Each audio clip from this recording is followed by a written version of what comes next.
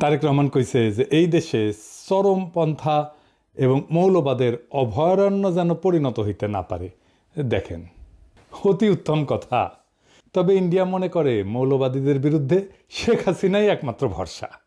India today একটা নিবন্ধ ছাপিছিল 2022 সালে। 2016 সালে বামেরাও বলতো দেশের বড় শত্রু মৌলবাদ। হাসিনার ফ্যাসিবাদ কিন্তু বড় শত্রু না, বড় শত্রু মৌলবাদ বামেদের মতে।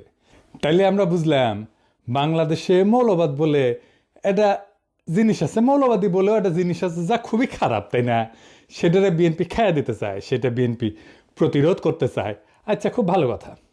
তাইলে খালেদা জিয়ার নিশ্চয়ই মৌলবাদীদের সম্পর্কে একটা বক্তব্য আছিল, সেটা কি একটু আমরা শুনে আসি? আসেন শুনি, এডিটর সাহেব শুনে দেন। মৌলবাদী ধর্মীয় লোক আছে কিন্তু মৌলবাদী নয়। তারা বাংলাদেশকে ভালোবাসে, তাদের অবদান আছে দেশের জন্য এবং তারা দেশকে রক্ষা করতে চায়। তার মানে খালেদা জিয়ার বক্তব্যের বিরুদ্ধে দাঁড়াইল তারেক রহমান। বিএনপি পশ্চিমের বয়ান নিচ্ছে ইসলাম প্রসঙ্গে। তার রাজনৈতিক প্রতিপক্ষকে মোকাবেলা করার জন্য যদি আওয়ামী বয়ানের কান্দে চাপতে হয় বিএনপিকে, তাহলে তো বিএনপি আর একটা আওয়ামী শাসনই উপহার দেবে। পশ্চিমের ভয় একটা ফেয়ার ইলেকশনে ইসলামী দলগুলো যদি ক্ষমতায় চলে আসে, এই ভয় তারা মিশরে পাইছে, একই ভয় তারা গাজায় পাইছে। হামাস জিতছে, তারা স্বীকার করবে না, কিন্তু মোদিরে মাইনা নিবে। আজিব বাত। এইভাবে রাজনীতি চলে। জামাতের সাথে বিএনপি তো আসলে কোনো প্যারামিটারে জিততে পারবে না, না আভ্যন্তরীণ গণতান্ত্রিক চর্চায়, না কর্মীদের রাজনৈতিক মানে, না কর্মীদের সাহসে, না কর্মীদের সংখ্যায়। বিএনপি ছাত্রদল ছাত্রজীবী যদি এখন রাস্তায় মারপিটেও নামে, ছাত্রদল হাইরা যাবে। এটা বাস্তবতা। না বিএনপি প্রতিষ্ঠান তৈরি করতে পারছে, না কর্মীদের নৈতিক রাজনৈতিক পড়াশোনা শিক্ষা প্রতিষ্ঠানে সংগঠনের প্রভাব বাড়াইতে পারছে, কিছুই করতে পারেনি। বিএনপি জামাত বা ছাত্র শিবিরের সাথে তুলনায় কোনো ধারে কাছে যেতে পারবে না। এই জন্যই তারা বাইসা নিছে এমন একটা জায়গা যেখানে জামাত দুর্বল, সেটা মুক্তিযুদ্ধ। এই মুক্তিযুদ্ধের মাঠে এসে জামাতকে ঘায়াল করতে চায়।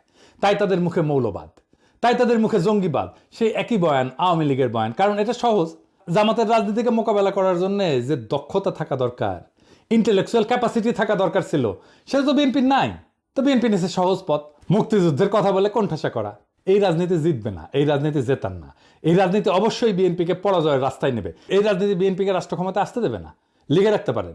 এটাই বিএনপির রাজনৈতিক পরাজয়ের কারণ হবে। পশ্চিমা শক্তি আমাদেরকে কোনো সাহায্য করেনি হাসিনা বিরোধী লড়াই, আমাদের কোনো ধরনের কূটনৈতিক সাহায্য করেনি। হাসিনার শাসনকে সর্বতভাবে সাহায্য করে গেছে, সাপোর্ট করে গেছে পশ্চিমা শক্তি। এখন সেই পশ্চিমা শক্তির ইচ্ছায় যদি বিএনপি তার আগামী রাজনীতি নির্ধারণ করে, তার রাজনীতিকে বাংলাদেশের মানুষ প্রত্যাখ্যান করবে। বাংলাদেশের মানুষ তার ধর্ম, তার সংস্কৃতি, সেটাকে সাথে নিয়ে বাংলাদেশের মানুষ আগামীর রাষ্ট্র গঠন করতে চায়। বরং পশ্চিমাদের প্রেসক্রিপশনে যারা রাষ্ট্র করতে আসবে, তাদেরই বাংলাদেশের জায়গা হবে না।